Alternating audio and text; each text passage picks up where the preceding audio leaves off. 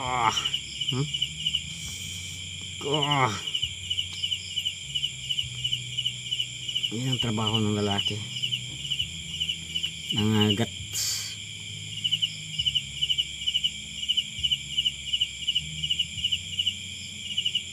Kaya yung babae lang nagtatrabaho dyan.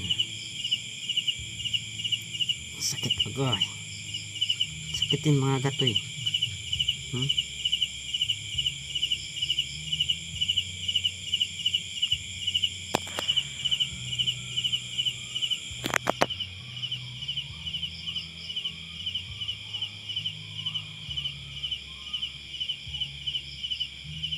Kaya hindi siya gumagawa ng bahay.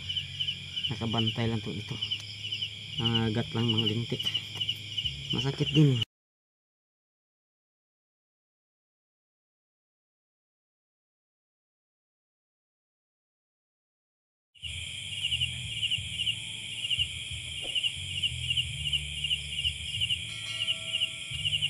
How the termites construct their house, alamin natin. Panoorin natin kung paano gumawa yung mga anay sa kanilang bahay. Tingnan mo, gumagawa to sila sa bahay na tuwing tag-ulan kasi malambot yung lupa o maputik. Ang bilis lang kagawa. Ang galing nila oh. Parang gumawa na sila ng building. May mga haligi-haligi. Tapos idugtong-dugtong nila yan. Tapos lagyan lang mga butas-butas, parang tunnel sa ilalim para lusot-lusutan nila.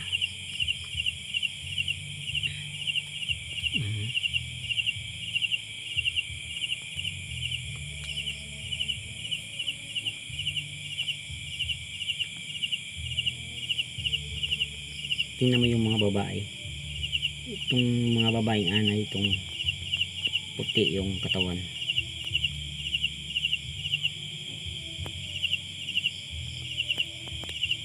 May dala silang putik. Yan o. Yan ang pinapahid nila yung nguso nila na may lumalabas na putik.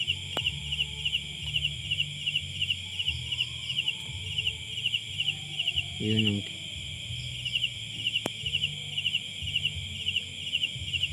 ilalabas na yung putik pag dugtong-dugtungan nila. Yun, para makagawa sila ng bahay nila.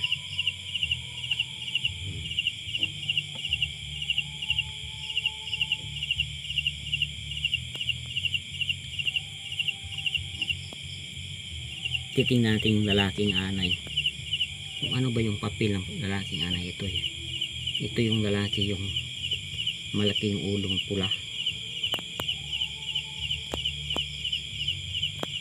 Hindi naman siya naglalabas ng putik ko. Hindi siya naghahakot ng putik na ilalagay dyan sa bahay nila. Ano kayong trabaho? Ano kayong papel nitong lalaki na anay?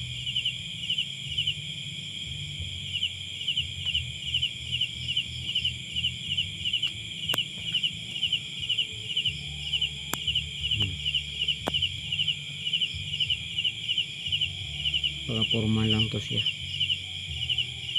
Supervisor. Oh, wala naman siyang ginagawa.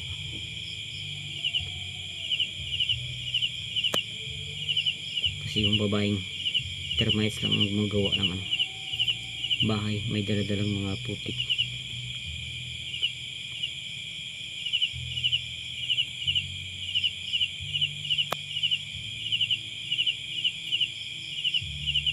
Ito yung lalaki.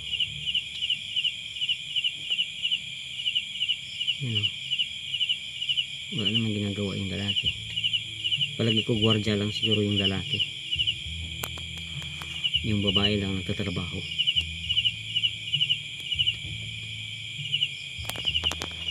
Tingnan natin yung ibang lalaking anay. Yan.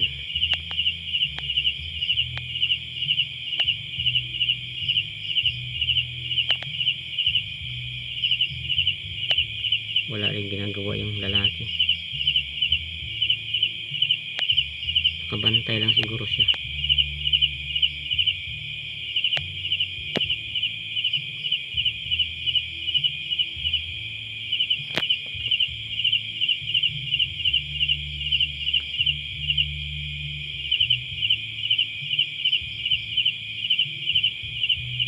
Ang bilis na gumawa ng bahay nila. Ang dami rin kasi nila.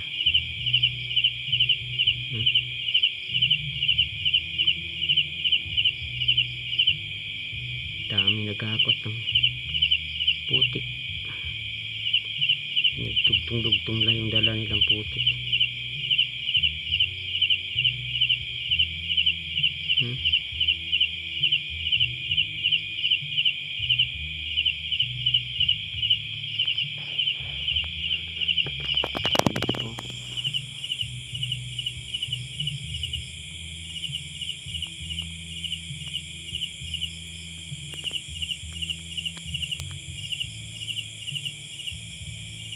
Yung lalaki wala naman. Walang ginagawa yung lalaki. Nagbabantay lang siguro sa kanila yun.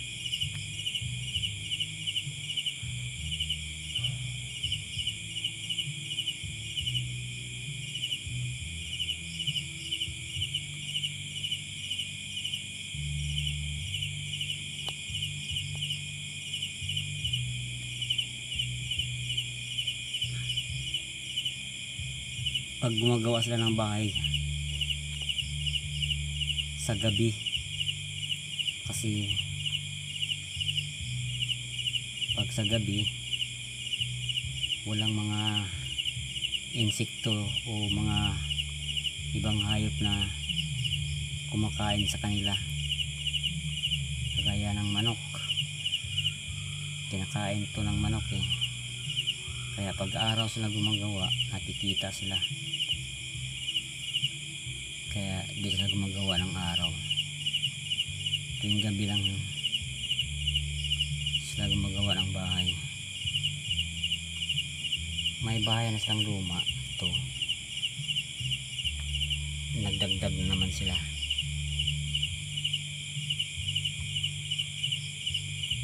Bukas ng umaga titingnan natin tapos na to. Wala na tayong makitang anay sa labas na gumagawa.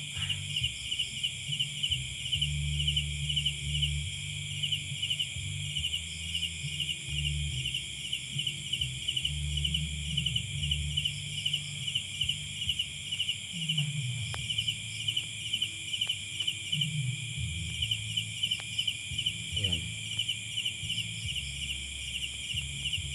hindi ko nilagyan ng ilaw. Yun sila.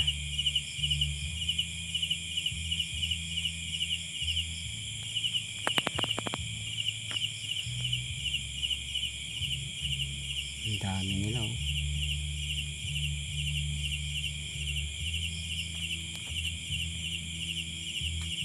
Yung lalaki wala namang ginagawa, kabantay lang yan.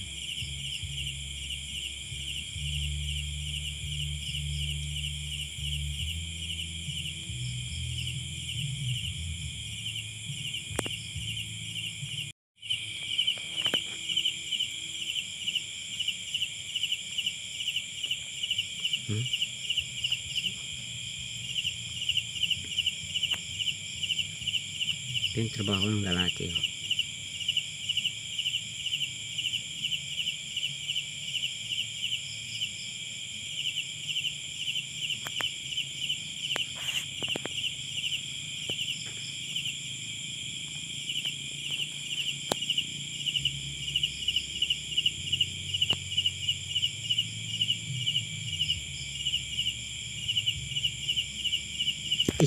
Shit, sakit.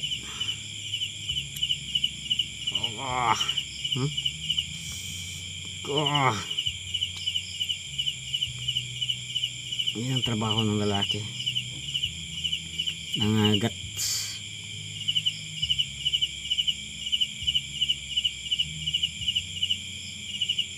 Kaya yung babae lang nagtatrabaho dyan. Sakit agay. Sakit din mga gatoy.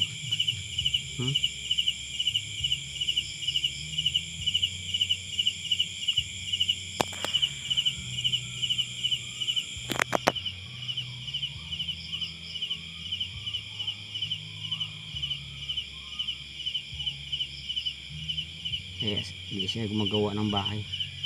Nakabantay lang to ito. Nangagat lang mga lintik. Masakit din. Lumalabas din yung dugo pag nakagat.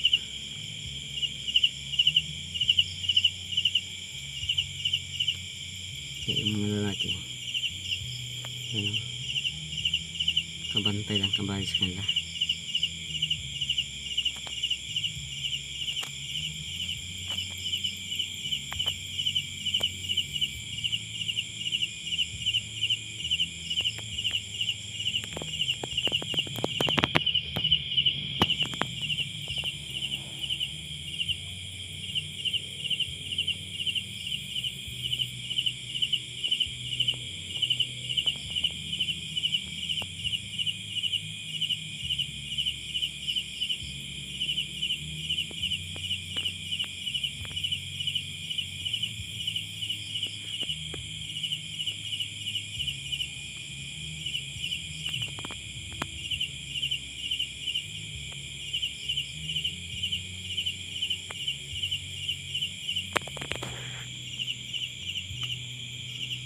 Kita mo yun. Oh. Kita mo lumabas yung dugo.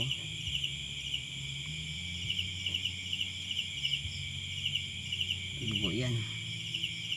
Pinagat sa anay. Masakit din kasi kalabas yung dugo eh.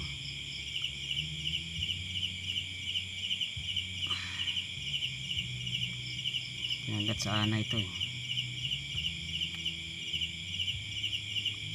Yan ang trabaho ng lalaking anay.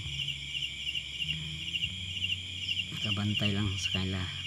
Isang babae nga gumagawa.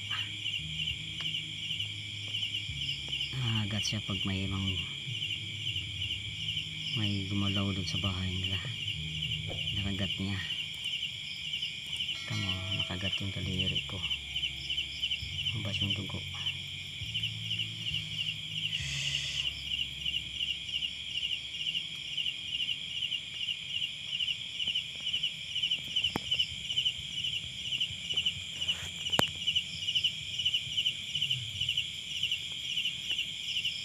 Kaya nakaumang lang yung mga lalaki oh.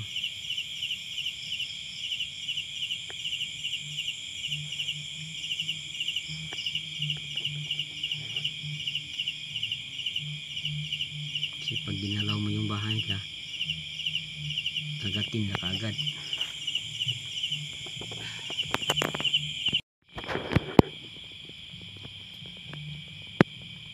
Subukan natin galawin yung bahay na yung tapat sa lalaki.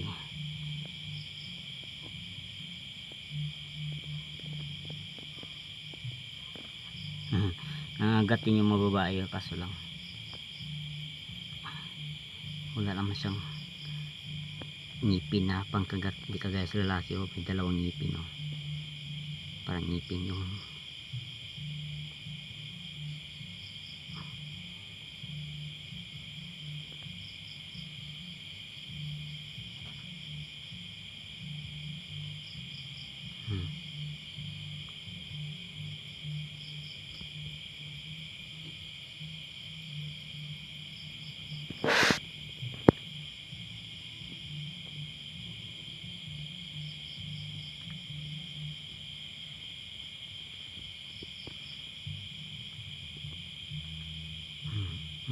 tapang.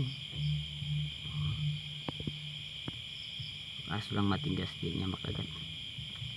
Pag daliri ko ilagay niya ayan. Hawakan niya yung walis tingting.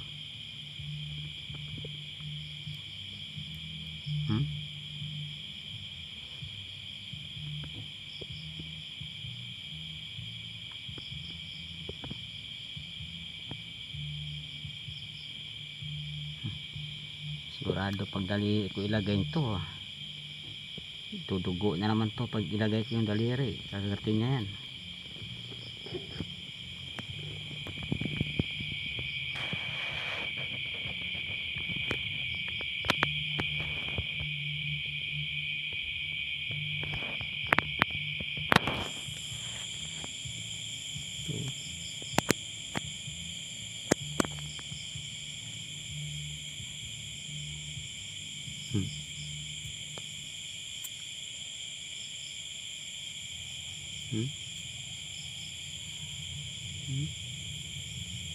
Ito na.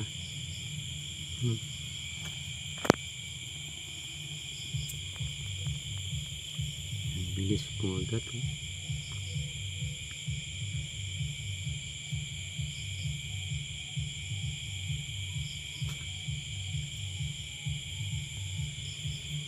Yan palang trabaho ng lalaki. Pag may gumalaw dun sa bahay na ginawa-gawa nila, yun kinakagat nila, kasi yung babae yan ang gumagawa, yung lalaki yan ang kabantay. Baliktad, no? Dapat ang lalaki mo yan ang gagawa ng bahay, pero sa kanila ang babaeng ana yung gumagawa, kasi yung lalaki yun ang gwardiya.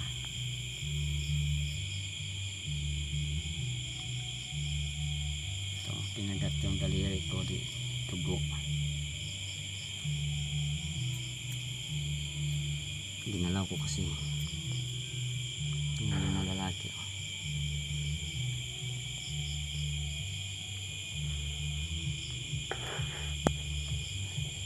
Babalikan natin to bukas, wala na yan sila, tapos na yan.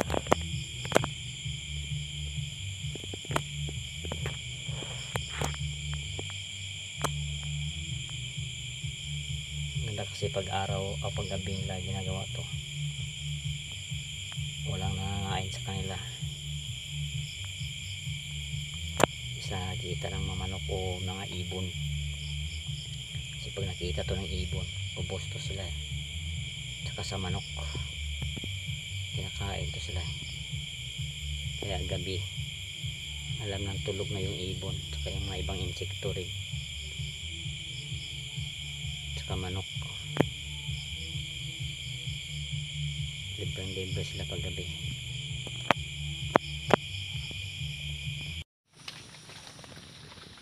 So ito na yung nagawa nila. Ang laki ng nagawang bahay nila, dagdag na bahay nila.